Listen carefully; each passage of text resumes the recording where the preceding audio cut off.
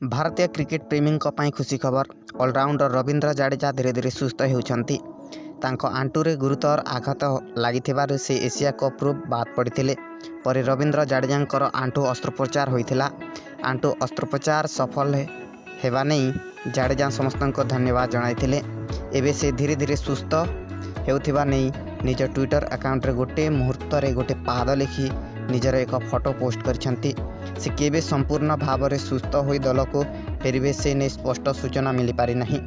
तेबे रवींद्र जाडेजा आहत कारण से ऑस्ट्रेलिया रे खेला जिबाकु थिबा T20 विश्वकप बाद पड़िछंती। एहा पूर्वरु जाडेजा तांको आंटुरे गुरुतर भाव में आघात लागिथिबारु से एशिया कप अवशिष्ट मैच रू बाद पड़िथिले। ए ने ट्विटर करी सूचना देइथिला BCCI। रवींद्र जाडेजा बदल में दल में स्थान पाई ऑलराउंडर अक्षर पटेल।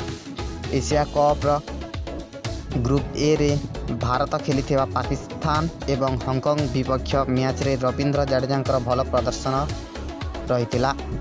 पाकिस्तान विपक्ष मैच रे जाडेजा बैटिंग रे गुरुत्वपूर्ण इनिंग्स सह बॉलिंग रे मध्य प्रभावी प्रदर्शन करथिले। 29 बॉल रो 35 रन रो मैच विजयी इनिंग्स खेली। सेहीपरि हांगकांग विपक्ष रे जाडेजा 4 ओवर रे बॉलिंग करी 15 रन व्यय रे गोटे विकेट अख्तियार करथिले।